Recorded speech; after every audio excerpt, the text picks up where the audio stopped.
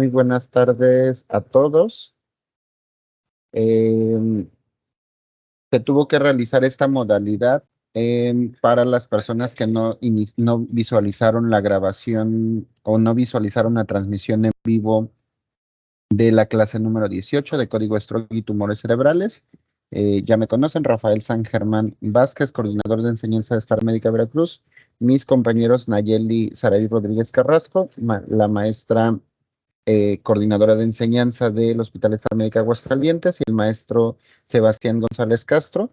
Estamos realizando esta grabación para poderles dar la primera parte de la clase número 18 del tema de código stroke que amablemente nos va a presentar el maestro Sebastián González Castro, pero para dar la misma continuidad a lo que se comentó en la transmisión en vivo, voy a permitirme compartir mi pantalla para darles la retroalimentación de las dos evaluaciones que en esta segunda ocasión tampoco se quedó grabada.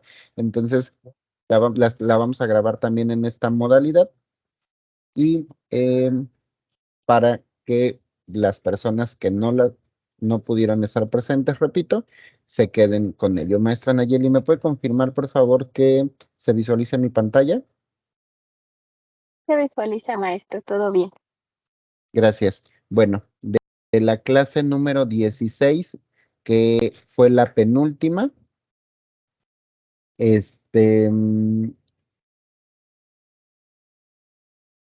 la primera pregunta fue una de las alteraciones, una de las características del paciente con SIRA en una imagen radiográfica con infiltrados alveolares bilaterales. La respuesta correcta fue verdadero. La siguiente pregunta dice, al calcular un índice de Kirby menor de 300, ¿es considerado como un estadio de SIRA? La respuesta correcta es verdadero. La siguiente pregunta dice, ¿una transfusión masiva puede derivar patológicamente en SIRA? La respuesta correcta es verdadero. La siguiente dice, el PIB mayor a 10 centímetros cúbicos de agua es una maniobra de reclutamiento alveolar por ventilación mecánica durante el SIRA grave. Uno de los riesgos es reducir el retorno venoso y consiguiente falla cardíaca por altas presiones pulmonares. La respuesta correcta es verdadero. El PIB mayor a 10 genera reducción del retorno venoso y falla cardíaca por la alteración de las presiones pulmonares. La pronación es una técnica de reclutamiento alveolar utilizada durante el SIRA grave. La respuesta correcta es verdadero. Y la siguiente pregunta dice, ¿la escala de Ginebra es utilizada como predictiva en la aparición de tromboembolismo pulmonar? La respuesta correcta es verdadero. La siguiente pregunta dice, ¿la taquicardia sinusal, aumento de la frecuencia respiratoria, incremento en los valores de dímero D, de saturación, son signos característicos del tromboembolismo pulmonar? La respuesta correcta es verdadero. La siguiente pregunta dice, ¿un paciente con tromboembolismo pulmonar presenta riesgo de falla cardíaca derecha como complicación potencial? La respuesta correcta es verdadero. La siguiente dice, ¿un paciente con signos confirmatorios de tromboembolismo pulmonar aunado a inestabilidad hemodinámica es candidato a tratamiento trombolítico? La respuesta correcta es verdadero. Y la última pregunta dice, ¿la heparina forma parte del tratamiento terapéutico en la tromboembolia pulmonar en pacientes sin inestabilidad hemodinámica? La respuesta correcta es verdadero. Esta ha sido de las mejores evaluaciones que han contestado. El promedio general de clases es de 9.2 y les voy a proyectar cómo han estado saliendo en sus evaluaciones. En la primera pregunta, 97% contestó de la manera correcta. La segunda, 84% de manera correcta. La tercera, el 82% contestó verdadero, la respuesta correcta. La siguiente, el 92% respondió de la manera correcta, el tema relacionado al PIB. La siguiente pregunta, 96% de manera correcta. La siguiente, el 99% de manera correcta. La siguiente, el 97% de manera correcta. Tromboembolismo pulmonar presenta riesgo de falla cardíaca, 99%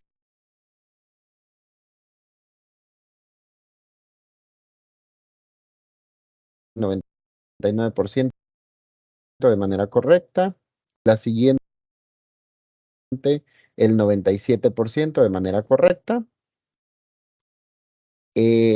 Tromboembolismo pulmonar presenta riesgo de falla cardíaca, 97% de manera correcta. Y un paciente con signos confirmatorios de tromboembolismo pulmonar, el 85% de ustedes respondió de manera correcta. El tema de la parina y la última pregunta, el 92% respondió de manera correcta. Y ya la última evaluación que contestaron el día de ayer, de la sesión 17 que tuvimos el día 5 de julio, es decir, el miércoles. Les voy a comentar las preguntas. Dice, ¿es la estructura meningia más profunda la cual se encuentra en estrecho contacto con la masa encefálica? La respuesta correcta es pía madre. La siguiente, el cerebro está conformado por lóbulos frontal, temporal, parietal y occipital. La respuesta es correcta. Una presión arterial media menor a 50 milímetros de mercurio puede generar bajo flujo sanguíneo cerebral. La respuesta es correcta. Esto es verdadero. ¿Cuáles son los componentes de la teoría de Monroe-Kelly? La respuesta correcta es líquido cefalorraquídeo, cerebro y vasos sanguíneos. La siguiente, el EBC se refiere al deterioro súbito de la circulación en uno o más vasos sanguíneos cerebrales. La respuesta es verdadero. La respuesta correcta es verdadero. La siguiente dice, ¿se considera isquemia cerebral transitoria si la sintomatología se resuelve o desaparece en un lapso de 72 horas? La respuesta correcta, esto es falso. La siguiente, el tabaquismo y la fibrilación auricular son factores de riesgo que predisponen a presentar EBC. La respuesta es correcta. EBC isquémico, la respuesta correcta es verdadero. La siguiente dice, un paciente con obesidad, dislipidemia y diabetes mellitus puede presentar EBC isquémico por placa ateromatosa. La respuesta correcta es verdadero. Y la última pregunta dice, la parestesia, debilidad de extremidades son signos frecuentes de EBC isquémico. La respuesta correcta es verdadero. De acuerdo a esto, ustedes ya sabrán cómo salieron aproximados en sus calificaciones. Y entonces, el adicional, pues vamos a esperar a que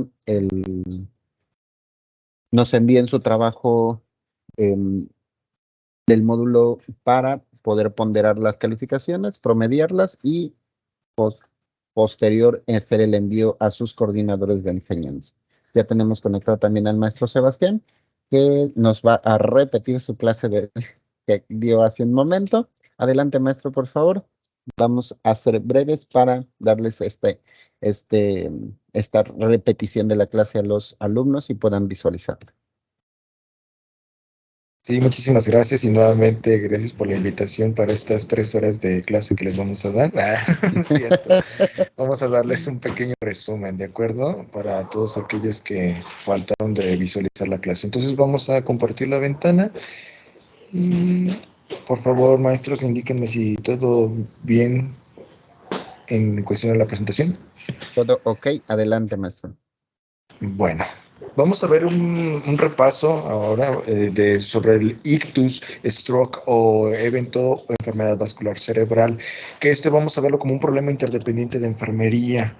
¿Por qué? Porque participamos todo el equipo interdisciplinario. Ahora vamos a ver esta definición de código o de evento vascular cerebral o enfermedad vascular cerebral. Bueno, la enfermedad vascular cerebral no es nada más que una interrupción del flujo sanguíneo cerebral abrupto o digamos que progresivo,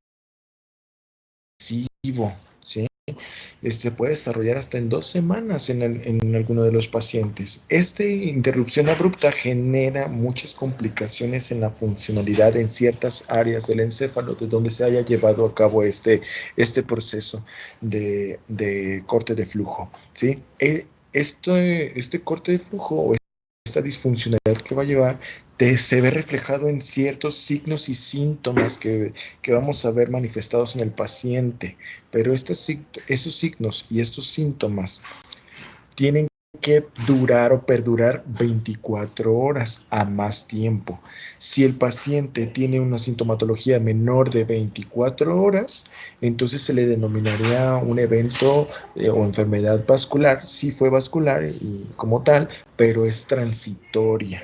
Sí, pero para hacer un diagnóstico como tal diferencial, tiene que ser de 24 horas o más. Epidemiología, pues bueno, es la segunda causa de muerte a nivel mundial. Es una de las enfermedades discapacitantes más importantes y más caras. De hecho, impacta en todo el ámbito social, psicológico, económico, laboral, familiar, redes sociales, redes familiares se ven muy involucradas, ¿sí? Es una enfermedad porque es muy desgastante en todos los ámbitos, ya que hacer neuroplasticidad, rehabilitación física, es muy desgastante y porque conlleva mucho tiempo. Una de cada 5 casos que presenta el EBC, muere uno de cada 5 personas, pero 3 de cada 5 presentan secuelas que muchas de las veces son irreversibles. Es la cuarta causa de muerte a nivel México y es una enfermedad que prevalece más en hombres que en mujeres por ser una enfermedad vascular. Las enfermedades vasculares siempre prevalecen más en hombres a diferencia que las mujeres, y las enfermedades endocrinas y hormonales prevalecen más en mujeres que en diferencia de hombres, pero si se dan cuenta en esto del EBC, 55% hombres, 45 mujeres. Actualmente las mujeres están alcanzando a los hombres en este tipo de patologías vasculares, mujeres jóvenes de 20 años presentando ya eventos vasculares de tipo hemorrágicos. Prevalecen aquí más los hemorrágicos en mujeres, a diferencia que en hombres son más los isquémicos. Y también puede prevalecer los hemorrágicos, pero así son los datos estadísticos. ¿Vale? Entonces vamos a ver una clasificación, ¿sí? La clasificación del EBC, la enfermedad actualmente ya se le denomina enfermedad vascular cerebral, antes evento vascular y mucho antes accidente cerebrovascular. Pero en el de la enfermedad vascular, el 85% de los casos es de tipo isquémico y el 15% de los casos es de tipo hemorrágico. Y en este cuadro de aquí, visualizamos que dentro de esta isquemia vamos a subdividir en dos cosas: las isquemias cerebrales que son transitorias, que dijimos en un principio que la sintomatología persiste, ya sea que ya se libere o se reduzca o desaparezca la sintomatología de manera espontánea o de manera con tratamiento por el equipo médico en menos de 24 horas.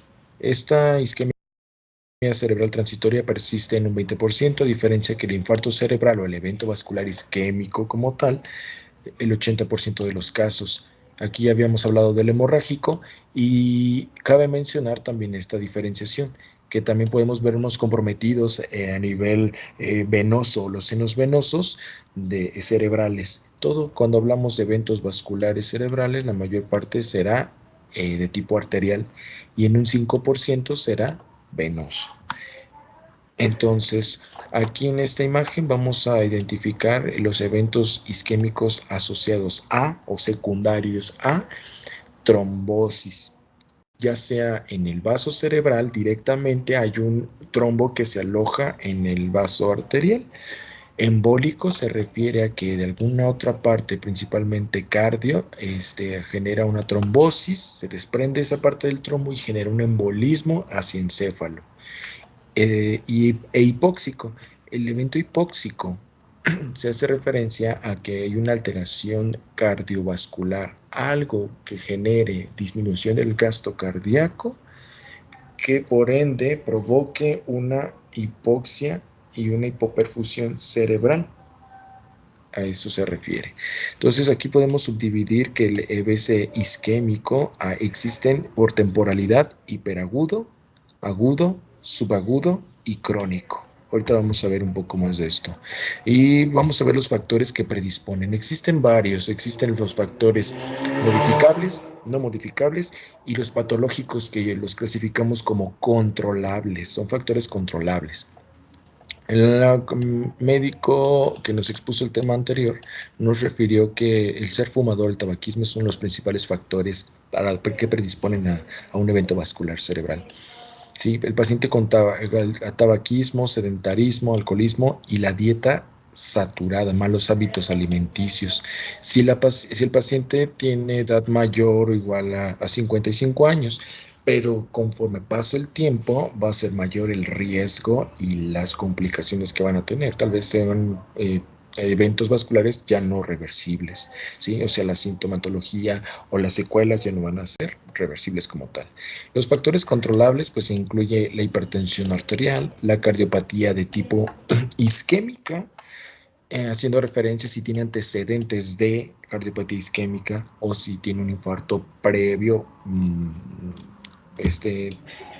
de aparición muy pronto. O sea, por ejemplo, si hoy presentó un infarto, 2, 3, 4, 5 días puede presentar un evento vascular cerebral. Claro que sí, sobre todo lo que hablamos si son embólicos.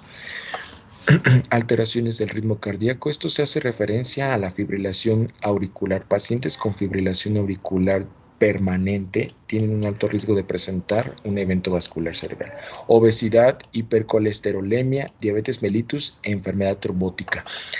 Hacemos referencia a que hipertensión arterial, obesidad, diabetes mellitus y la hipercolesterolemia o la dislipidemia, esto es igual a una enfermedad o un síndrome que se le llama síndrome metabólico, ¿vale?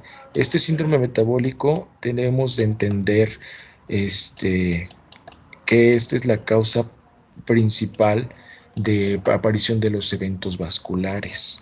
¿Por qué? Porque el síndrome metabólico es, a pesar de todo lo que genera a nivel vascular o hemodinámico, es una enfermedad inflamatoria muy importante. Es una enfermedad inflamatoria. Y para poder entender, por ejemplo, si tú tienes un evento vascular cerebral, una enfermedad vascular cerebral isquémica, vamos a ver cuál es la causa del problema. Recuerden que todos los factores de riesgo van englobados, van encaminados, van enlazados. Y entre más riesgos presente el paciente o más enfermedades tenga el paciente subyacentes, será la gravedad con la que va a llegar ese paciente. Ahora vamos a ver a través de, en la clasecita que dimos anterior, hicimos unos dibujos para comprender a un paciente cómo se desarrolla este síndrome metabólico y cómo impacta en la salud neurológica y cómo te lleva hacia un evento vascular. Esa es una persona que, imagínense que esta persona es obesa y aparte de ser obesa tiene problemas de dislipidemia. Porque de ahí partimos todo. Podemos partir de aquí. Esto que estamos dibujando es el abdomen. Les digo esto porque muchas de las personas, por sus estilos de vida, etcétera, tienen malos hábitos alimenticios y hay mucho índice de obesidad. Entonces, vamos a ver que estos pacientes que tienen que tienen un hábito alimenticio muy malo, el LDL, que son las lipoproteínas de baja densidad, van a estar muy altas. El HDL, que son las lipoproteínas de alta densidad, que es el colesterol bueno, estarán muy bajitas. Y el colesterol, pues va a ser muy alto también. El colesterol va a estar alto. Entonces, esto se va a ir alojando a través de depósitos de triglicéridos. ¿En dónde? En el abdomen, en los glúteos y en las piernas. Entonces, aquí hacemos hincapié que este paciente que tenga este trastorno será dislipidemia. Ahora, la dislipidemia te puede generar obesidad. Pero la obesidad más peligrosa de todas es la obesidad de tipo ginecoide. Esas características que donde la persona tiene una cara delgada, un torso delgado, pero el abdomen es muy pronunciado con alta disposición de tejido adiposo. Los glúteos son muy grandes, las piernas son muy grandes. Entonces esa es la peor obesidad. Está localizada directamente en el abdomen, lo que se le conoce como las gordibuenas o los gordibuenos. Esa es la peor obesidad. ¿Por qué? Porque esa obesidad, me falta una D, ese tipo de obesidad te conduce a que ese tejido graso abdominal hace resistencia a una hormona que se llama leptina. La leptina te causa saciedad. Leptina. La leptina te causa saciedad. Entre más cantidad de leptina tengas, tienes más saciedad más rápida, por así decirlo. Entonces, al tener obesidad, resistencia a la leptina, vas a tener menos saciedad. Por lo tanto, los obesos que tienen este tipo de problemas están comiendo y les da hambre muy seguido, acabaron de comer y luego están languceando una cosa, están tocando aquí, se están yendo a la tienda por unas papas, por esto y por aquello. Entonces, ese es el problema de la resistencia a la leptina. Pero también hay aumento de una hormona que se llama resistina. La resistina es, como su nombre lo dice, provoca resistencia. ¿Resistencia a qué? Resistencia a la insulina.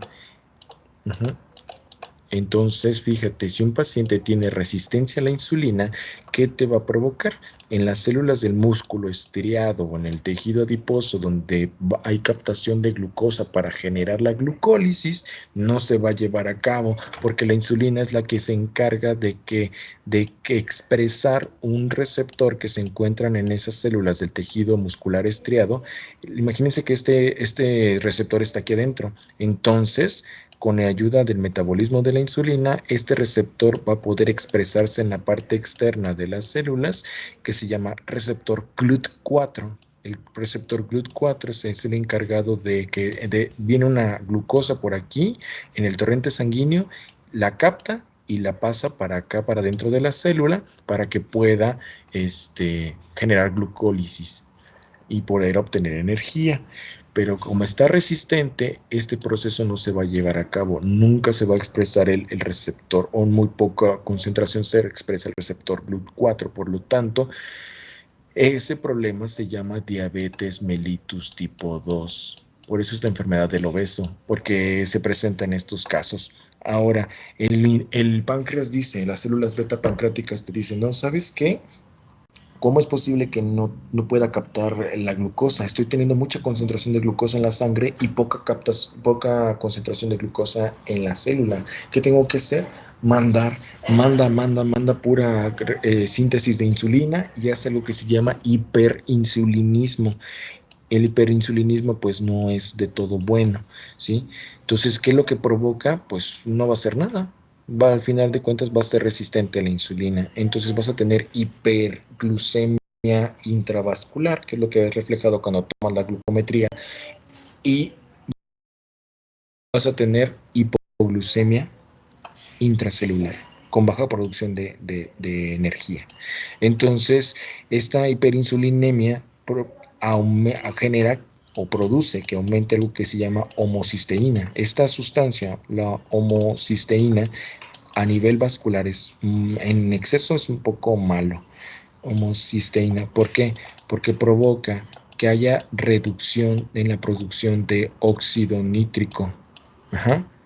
El óxido nítrico es un vasodilatador, es el mejor vasodilatador que hay a nivel endotelial, ¿sí? Entonces, si en los vasos sanguíneos hay menor óxido nítrico, ¿qué te va a conducir? A una hipertensión arterial.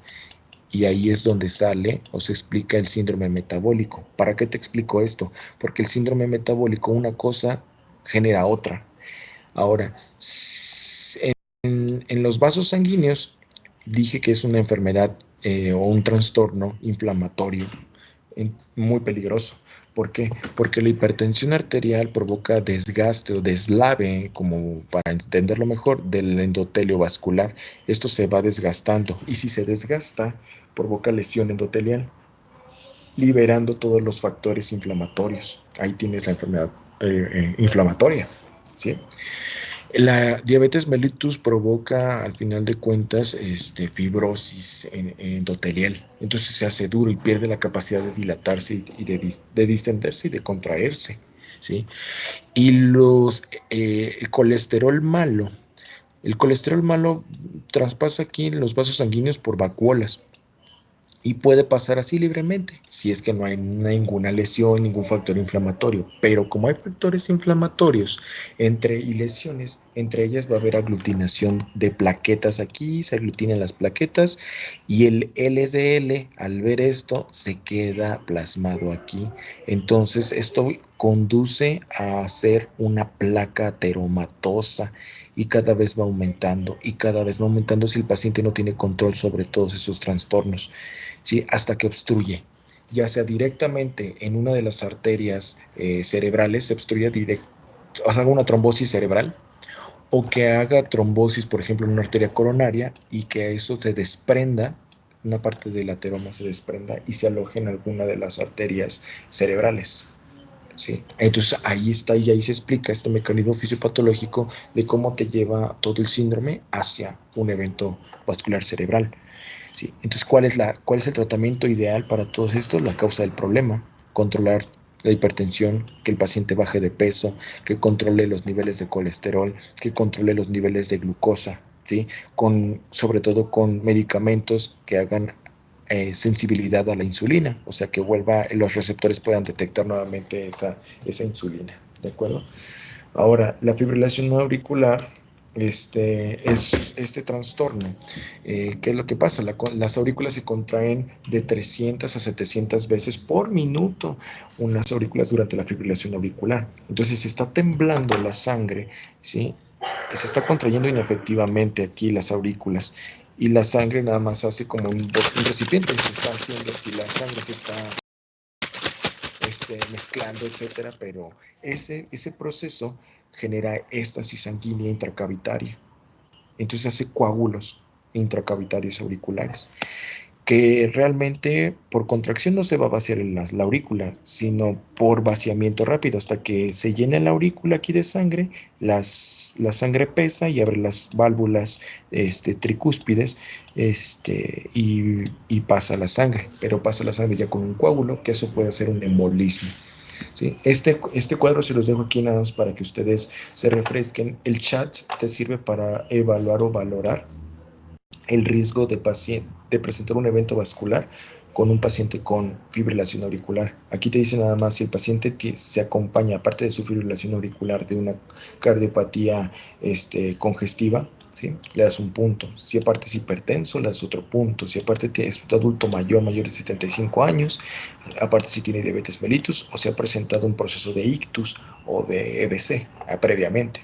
Entonces aquí, entre más puntaje tengas, mayor es el riesgo de volver a presentar un evento vascular cerebral. Ahora, ya casi para finalizar esta primera parte, les había mencionado las temporalidades o la subclasificación del evento vascular por temporalidad. ¿A qué se refiere esto?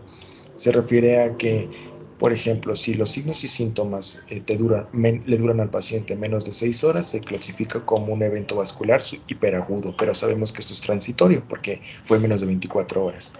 De 6 a 48 horas, pues se clasifica como agudo. Subagudo, fíjense, ya aumenta de 2 días hasta 2 semanas, sobre todo en los adultos mayores que tienen una hipotrofia cerebral, pues tienen mayor espacio donde alojar un edema cerebral citotóxico, o por ejemplo en los hemorrágicos, de poder alojar un hematoma sin generar alguna sintomatología aguda, ¿no? Y crónico, pues si tiene más de 2 semanas con el evento, ¿sí? Aquí vean por la imagen, es agudo, vean cómo está muy bien delimitado aquí la imagen de la isquemia, y en el subagudo ya se extendió la lesión, vean cómo hay zonas de penumbra en este cuerpo necrótico, ¿sí? Y hay desviaciones de la línea media o la línea interhemisférica. Y aquí en la fase crónica, vean cómo todo esto ya se necrosó y ya la persona tiene disfuncionalidad de esta parte encefálica. Como en una persona que todavía está viva, cómo se rellena todo este espacio necrótico, se llena por líquido cefalorraquídeo. A esto se le llama encefalomalacia, cuando se llena todo esto de líquido cefalorraquídeo por una necrosis cerebral. ¿Sale, vale?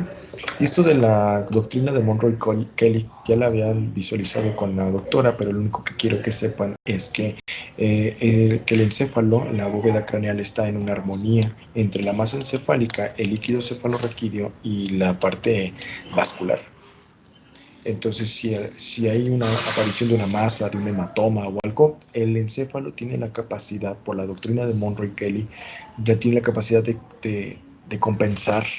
O sea, si hay una masa, pues para no aumentar la presión intracraneal y no sea dañino para el organismo, reduce los volúmenes de líquido cefalorraquídeo y de volumen vascular.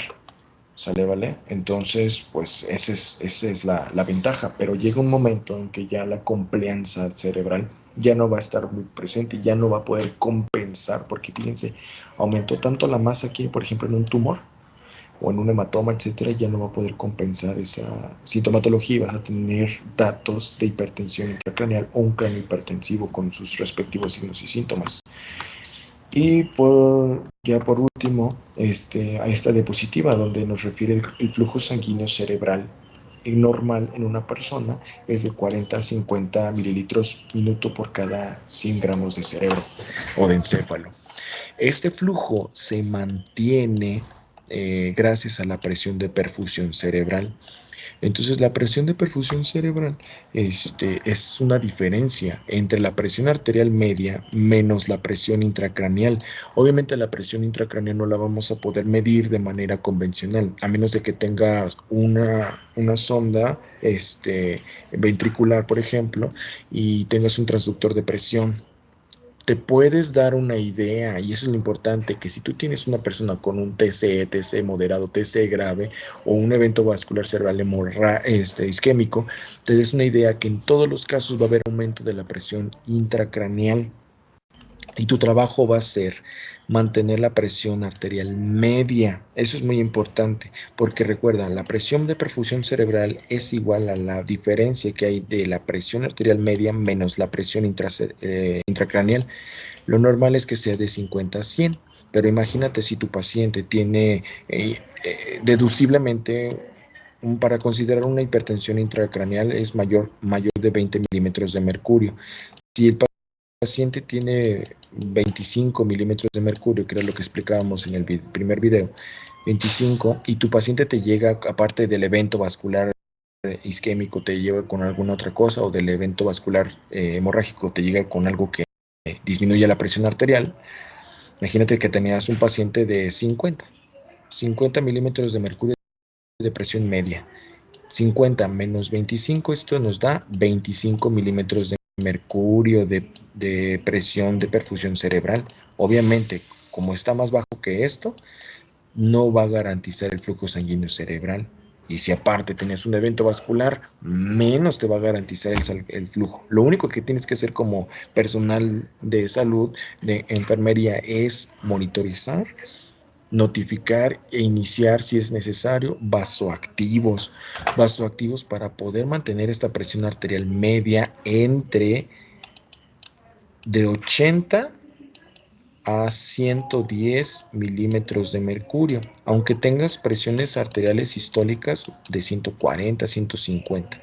Lo único que tú debes de vigilar también y cuidar es que esté dentro de esta presión media, pero la presión sistólica no debe de ser mayor de 160, porque aquí ya con una presión sistólica mayor de 160 o una hipertensión grado 2, estamos hablando de una persona que está teniendo una vasoconstricción tan severa que a veces no garantiza su flujo sanguíneo por tan pequeño que está el vaso, ¿sí? Eso es lo que tú debes de cuidar, ¿de acuerdo? Como enfermero siempre. Y aquí explicamos los hematomas subdurales, que en el video siguiente vuelvo a hacer un pequeño repaso de cómo hacer la interpretación rápida y características de un hematoma subdural. Y creo que hasta aquí terminamos, maestros, esta primera parte del video. Muchas gracias.